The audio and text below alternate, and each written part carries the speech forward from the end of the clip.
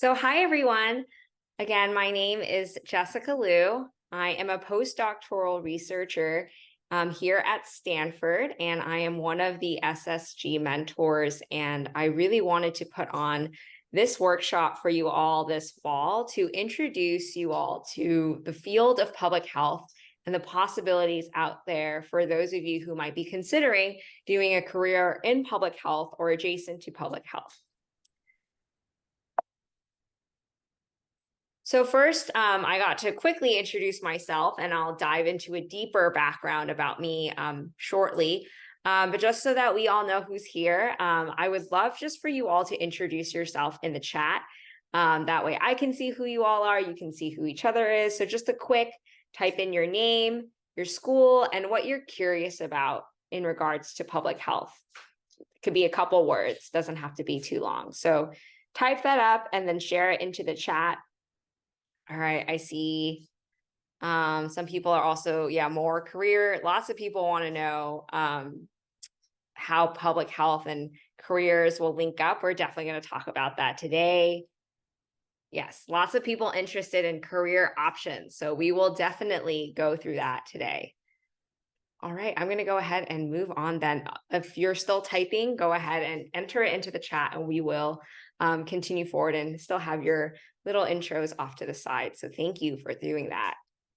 So our agenda for today, I'm going to be going through sort of a definition about health, just to get us oriented to why we're all here today. Then I'll talk about my story and my journey that brought me to where I am now in public health. We'll do 2 short activities, and then we'll end on what everyone I know is curious to hear more about is careers in public health. So the goals for today that I want you all to walk away with are 1, be able to define public health, understand fundamentals of a public health approach, and familiarize yourselves with next steps for a possible career in public health. Now, to keep the sort of engagement in the chat going, I would like you all to do your best to define health. So if someone were to come up to you and just ask you, like, give me a definition of health, how would you try to define it? And there's no right or wrong answer here, but enter it into the chat. Again, it could just be a couple of words. It doesn't have to be a full-blown definition, but just what comes to mind when you think of health. All right, so people are saying well-being. Yes, that's definitely one aspect of health. Quality of life, including physical and community. Yes, wow, these are great definitions. General well-being, including physical, mental, and social. All right, these are all, you're already way ahead of, knowing the definition. So all of those are definitely touching upon the WHO definition of health, which is a state of complete physical, mental, and social well-being, and not merely the absence of disease and that is the key thing that I want to focus on with you all with this definition, is that it's not merely the absence of disease. And you all touched upon that in your little chat responses. So you're already on the right track. And sort of that next level of the definition of health is also the enjoyment of the highest attainable standard of health. And that is a fundamental right of every human being without distinction of race, religion, political belief, economic, or social condition. And it's that part of sort of health is a fundamental, like not just any kind of health, but the highest attainable standard of health is a fundamental right for every human being. That is what I think all of public health as a field hinges upon.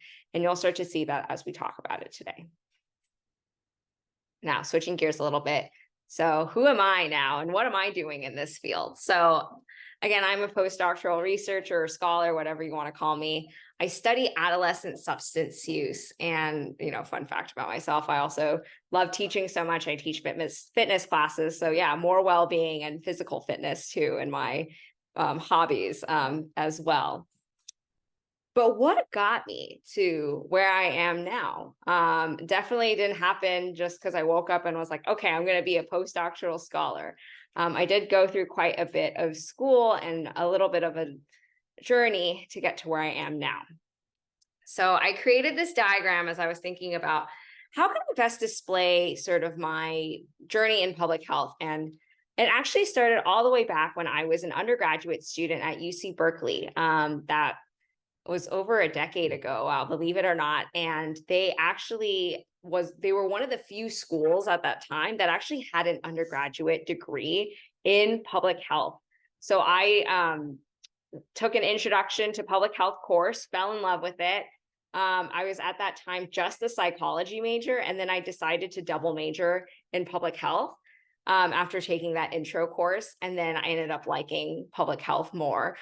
So it's really funny. I still draw upon some of my psychology knowledge, but I was definitely more of a public health person. And I ended up going on to teach that public health course in my third and fourth year at UC Berkeley. So really did fall in love with not just public health as a field, but also teaching and academics in public health. Then after graduating, I was a little lost. I didn't really know what I wanted to do yet. So I decided to work completely in a non-public health related field in sales and recruiting. And that was a really good experience. You know, I learned a lot being in a more corporate environment, but unfortunately, I didn't get up every day like excited to go to work. And so I was like, okay, I need to change up my what I'm doing here and go back to school and get that master's in public health that I've always been hoping for. So I applied and I got into the Yale School of Public Health, which is where I decided to go. I was very nervous because it was my first time living outside of California and moving all the way across the country. So that in itself was a big learning experience for me. I then, after that, decided that I did a summer internship actually during my MPH at Stanford back when I was a master's student, which got me really excited about substance use research to help benefit adolescent health. So I did that and then was like, okay, well, I guess I need to get a PhD if I want to keep doing this research and eventually become a professor and continue on to do both teaching and research at an institution. So I went on to get my PhD in public health at the Harvard School of Public Health. And I'm now here at Stanford on the other side, having graduated, and am now working towards hopefully becoming a professor.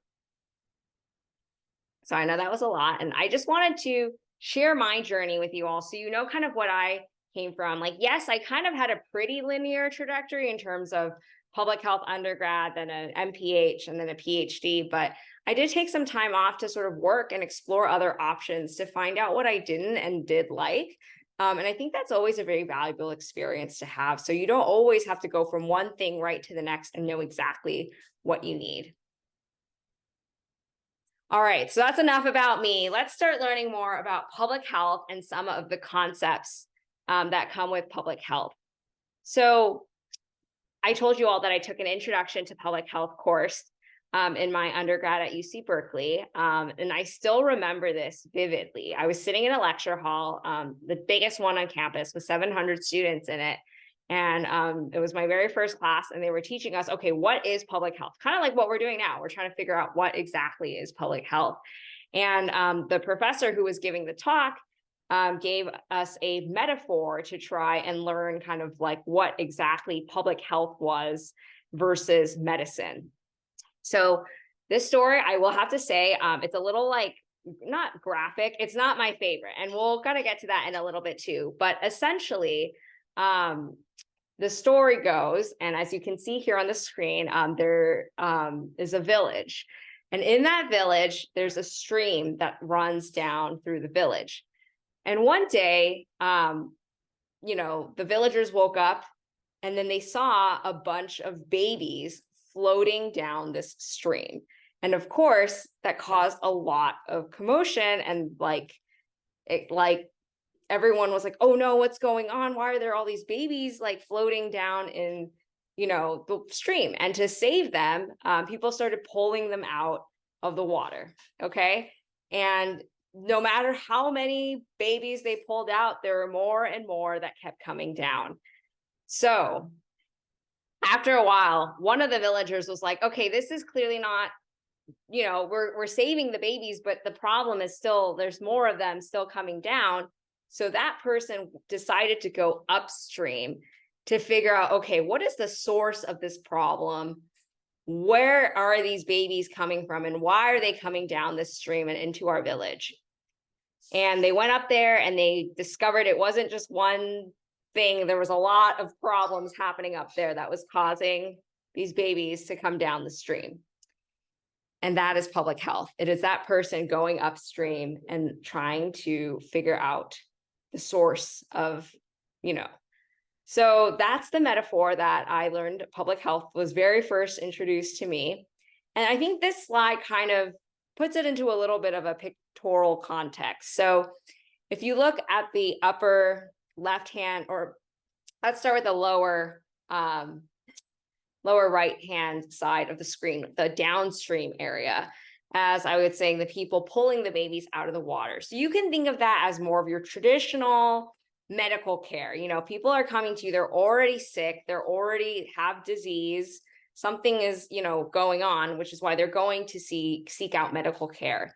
And that's more of the downstream kind of way of thinking of things. Whereas the person who went upstream and now looking at the upper left-hand corner of the, whole, the diagram, you see this thing called social determinants of health. And these are, here, I actually have a slide that blows it up a little bit. So these are factors that are more about sort of the environment, community context, access to healthcare. So things that happen way before someone gets sick, and trying to address issues in those areas. And again, this public health is what's trying to address sort of the social determinants of health. So with that in mind, I want us to do an activity now. So like I mentioned, I don't love this babies down the stream metaphor. It's very graphic, in my opinion, very sad. I don't like to think about babies floating down water. So I would like to challenge you all to try and think of a better and more appropriate metaphor in this case. And I encourage you to even draw it like on a piece of paper if you can. Like you can even draw a stream or whatever kind of metaphor you're thinking of and actually write things out and turn it into a little diagram. But whatever will help you visualize it. And then we are going to go out into breakout groups to just share it in smaller groups. So I'm going to give everyone, I know it's not a ton of time because I want to make sure we have time for the rest of the slides, 5 minutes to draw. And those start now. So, or 5 minutes to think of your metaphor. And in that 5 minutes, I'm going to take time to put everyone or start to sort you all into breakout groups. And yeah, so your 5 minutes have started. Start to think of your metaphors. If you have a piece of paper or pen, I would try and draw something out.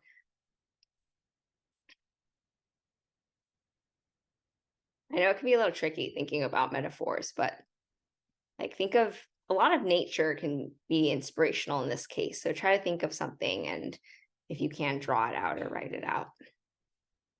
All right, I'll give everyone about 2 more minutes. I know the time goes by fast. And then I'm going to let you all go into breakout rooms of 3 to share what you came up with and also just bounce ideas off of one another. All right, you have about 30 seconds left, maybe even less than that. And then I'm going to open up all the breakout rooms for you all to join and have a small group discussion. So I'm going to give you all 3 minutes total. I know that's not a ton of time, but that's about 1 minute each for each of you to share what you came up with and just get thoughts and chat about your creative ideas.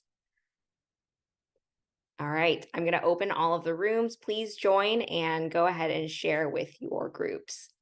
All right, I think everyone's officially back now. So welcome back. I hope you all had fun in your little breakout groups and got to share what your ideas were.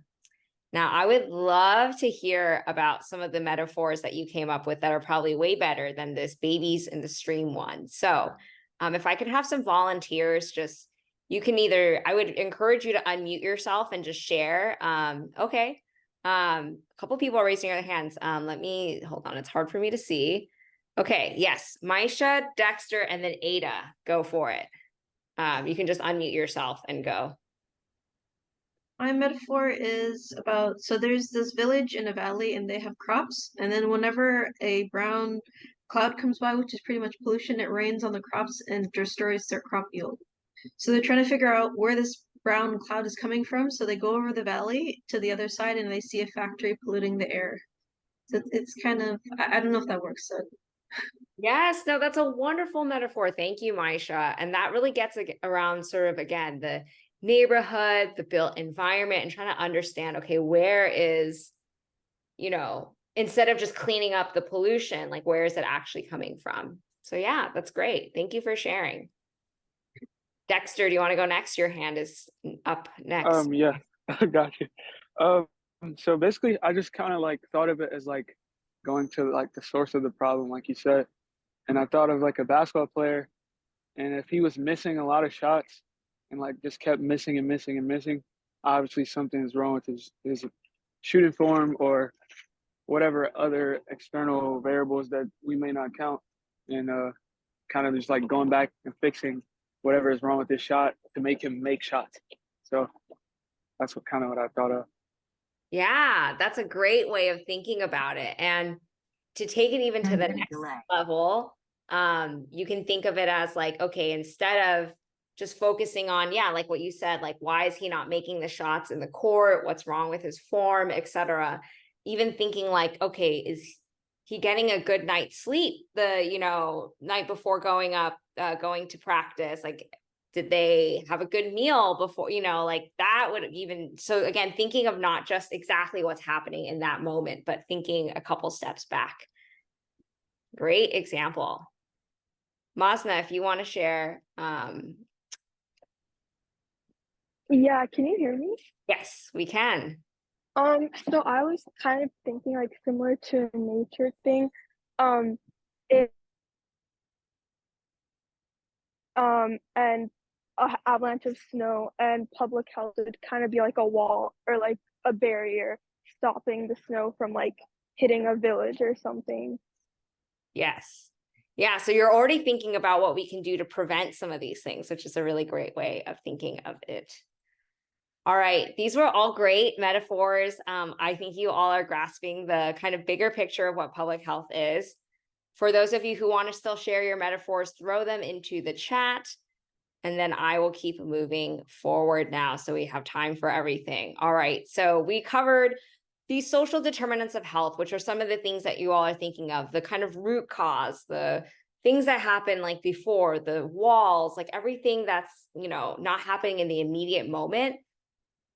And examples can be education access, healthcare access, neighborhood and built environment, social and community context, and economic stability.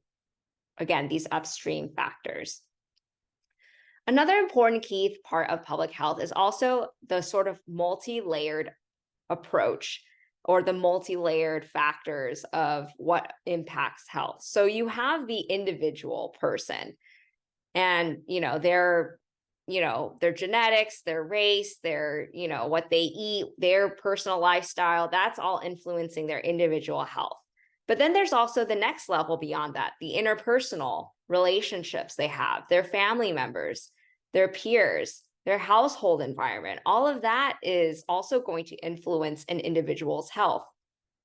And then beyond that, where they work, where they go to school, what organizations they're a part of or they interact with, will also kind of trickle down into both of those levels all the way down to the individual.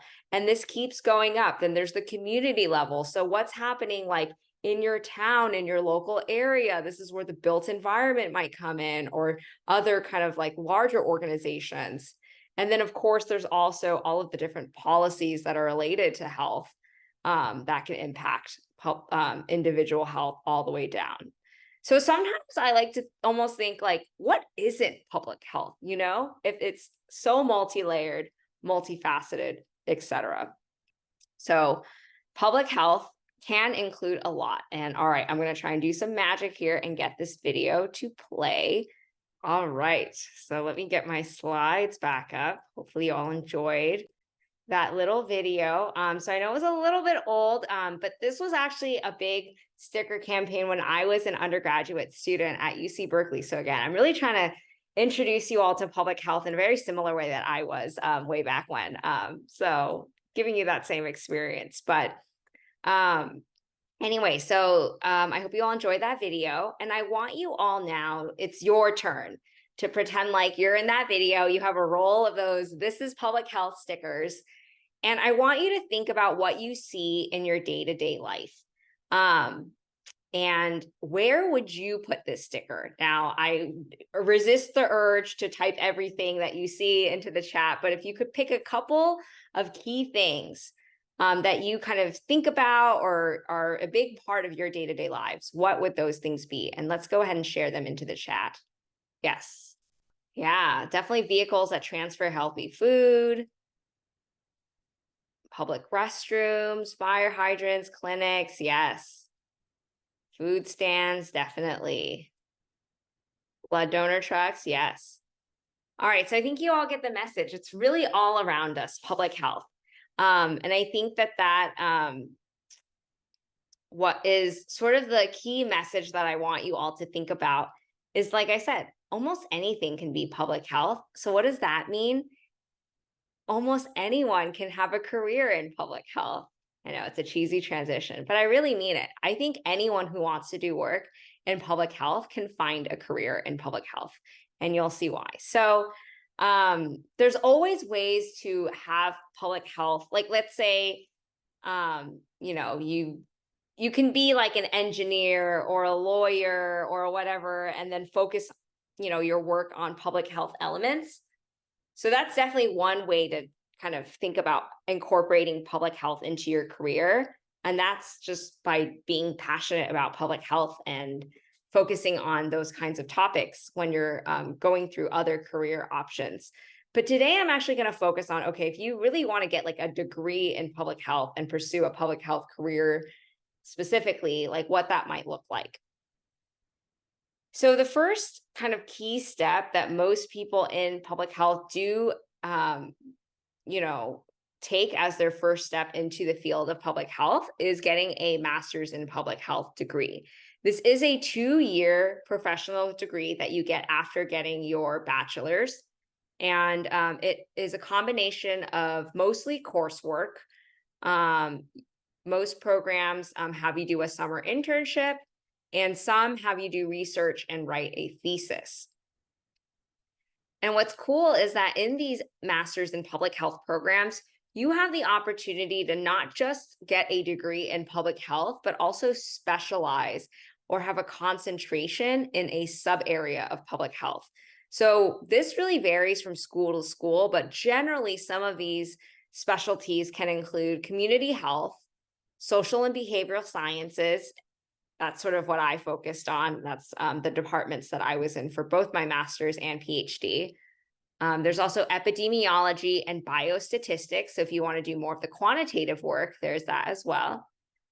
And then there's also more of like the health policy, health administration concentrations as well. So again, a lot of different options within just public health too. It's a very interdisciplinary and diverse field with many different career options. So you're not just, you know, it's not just about nutrition. It's not just about this one thing, not just about doing epidemiology. It's all of it. You know, there's a lot of different things that fall under the bucket of public health. So now you're probably all thinking, oh my gosh, to go into public health, I have to get another degree, like another master's. And, you know, I do have to say that I know it can be a lot to think about having to go to even more school to really, you know, kick off a career in public health. But I would say that it's not like going into like pre-med or nursing or like those other sort of medical degrees where there's a lot of prerequisites, a lot of requirements that you have to get done before even applying. So in terms of MPH programs, you can do it right after graduating with your bachelor's, or you can do what I did and work a few years, figure out what you want to do, and then go back to school. In terms of who can apply, again, there aren't really any prerequisite courses that are required. And they're not looking for you to have extensive experience, you know, before applying. And like kind of like what I mentioned, almost everything is public health. So you can almost spin a lot of your interests and passions and whatever experience you do have and relate it back to why you want to get an MPH or do public health work. And excitingly, the GRE is a standardized test that used to be required for most MPH programs. And now with COVID and everything, it's becoming less and less of a requirement. So that's another kind of barrier to applying that is being removed. And the deadline to apply, I just want to include this here, is usually December of every year, with some schools taking applications a little bit later. So just keep that in mind as like, you know, as you're planning ahead and you do think, okay, I do want to get an MPH, the timing of when you make that decision might make a difference of when you start. In terms of applying, the application is housed on the SOFAS platform, which is this online portal where you upload everything, your letters of recommendation, personal statement, CV and a resume. And then your GRE is not really, again, it's probably not required by a lot of programs now. And then most programs do require an application fee. So things definitely to consider, you know, when applying and also when you get in and where you're deciding to go, you do want to think about cost and tuition. I don't want to, you know, kind of sugarcoat things. It does cost money to get a degree. And, you know, that's definitely something to keep in mind if you need to take out student loans or apply for merit-based scholarships. Some programs do offer those automatically or have financial aid. So those are all questions to make sure you ask as you're applying and deciding. And another big thing too is location. You know, think about where you're going to want to be for 2 whole years. That's a long time, and it's a big chunk of your young adulthood or whatever part of your life that you choose to do an MPH. So just keep that in mind if you want to be close to family, friends, etc. It was really hard when I actually moved all the way across the country away from my family and friends. So that's definitely something to consider. All right. So after you apply and you get your MPH and you're ready to graduate and find a job, and I know this is what a lot of you had questions on, or what kinds of jobs or careers are there in public health? So this is actually a list that I came up with myself based on what my friends are doing in my cohort from Yale. So I have friends who are like me, went on to do more research and get PhDs. So that's definitely a very common path. But if research is not your thing, a lot of my friends went into consulting, whether it was like for a policy group, more general, kind of like Deloitte, those big consulting companies, or health specific consulting firms. A lot of people also went in to do nonprofit work or work for the government, like the CDC, NIH. A lot of my friends also went into hospital administration, so kind of working in like places like Kaiser Permanente and hospital settings and doing admin work there and public health work there, like quality improvement, etc. Some people went to health education and kind of more community health type jobs. Becoming more popular also is going into health tech or tech startups after getting an MPH. And also a good handful of people do continue on to do more school if they want to go into law school or medical school. And then this is what I actually pulled from like a public health school. It's the University of Michigan's website. So this is their breakdown of where their MPH graduates go after they graduate from University of Michigan. So it looks like almost a third do go into hospital or healthcare. So I think this is a lot of the MDs and doctors and healthcare practitioners who decide that they want an MPH to have like a more public health medical focus. About a fifth go into academia. So that's kind of like what I'm doing, more research, etc. And then about 10% go into each government, other industry, nonprofit, or consulting. So again, some of the same stuff that I said my friends went into after graduating. And then there's also a nice smattering of people who go into biotech, pharmaceutical companies. They work for local health departments or find other type of work. So there, again, hopefully I've convinced you all by now that there is an array of types of career options for people who do choose to go into public health. Now, why do I love my career so much in public health? And I'm here standing, and telling you all here tonight about how much I love what I do. So one, I really love that I get to do work that impacts people at a population level versus an individual level. I do this by promoting adolescent health, especially through research. And I really, it's very fulfilling that I can see that my research is directly informing interventions and actual policies that are happening. I got to actually speak to the Connecticut state senators about a tobacco policy a couple years ago. And that was because my research was directly informing that policy. So it's really exciting to see that my work can have those direct linkages. And most of all, my favorite part is that I get to work with passionate students like you all, and do things like SSG and mentor students and work with students and get them excited about public health too.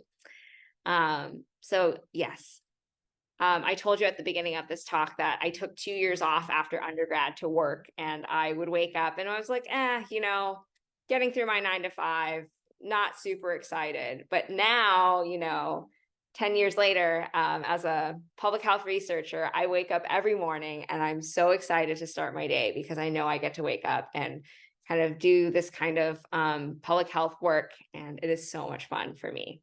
And that's why I wanted to put together these slides for you all, and hopefully you all learned something valuable today.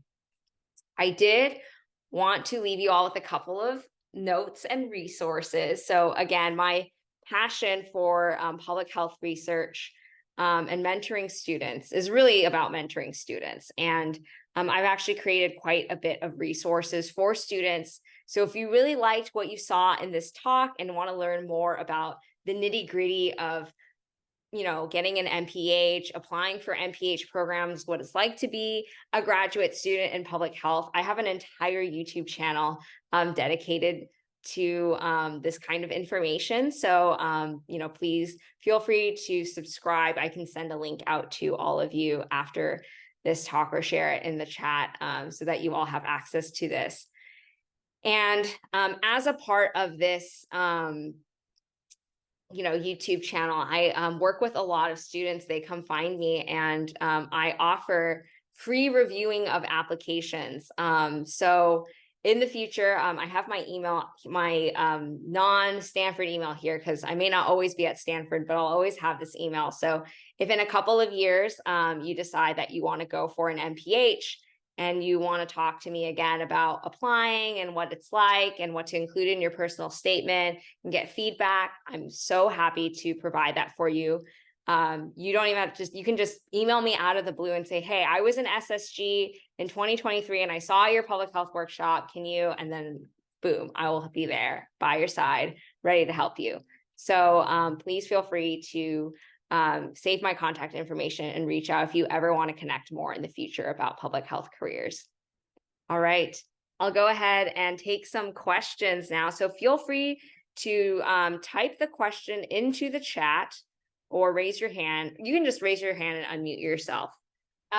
So consulting is essentially like, so let's take a company called let's just use Deloitte because they're like a big consulting company. We'll hire a bunch of consultants, and those people can include people with, here, I'm going to stop sharing so we can actually see each other. They can include people with public health degrees. And then what happens is Deloitte will then have their clients. So let's say one of their clients is like Facebook, okay? And they'll have a project and Facebook will be like, I want to create a public health campaign. I don't know, I doubt that, but let's say they do that. And then Deloitte will be like, okay, they're going to assemble this team that they think is good. And then that team is going to go to Facebook and sort of contract out their services. Consulting requires a lot of travel. So that's why some people love it or hate it. So a lot of people are on the road constantly because they're visiting all of these clients and they're completing these different projects for those clients. lot of people who get MBAs and study business usually love to go into consulting, but it's a good chunk of people who go and get a because it's a professional degree, a master's in public health. So you are eligible to, become a consultant after that. That probably does include the hospital administration people. Otherwise, that number's pretty high. Just because a lot of people who, so there are a lot of like physicians, like doctors, like people in medical school even, who will take a year off and go and get an MPH or that public health lens. They don't want to just be the medical professionals at the downstream. They want to be doing upstream work too. So that's why that number is really high, is because a lot of doctors and nurses and PAs, et cetera, will also get MPHs to supplement their medical degrees. Okay, so I have a question in the chat. How was the transition from work to Harvard?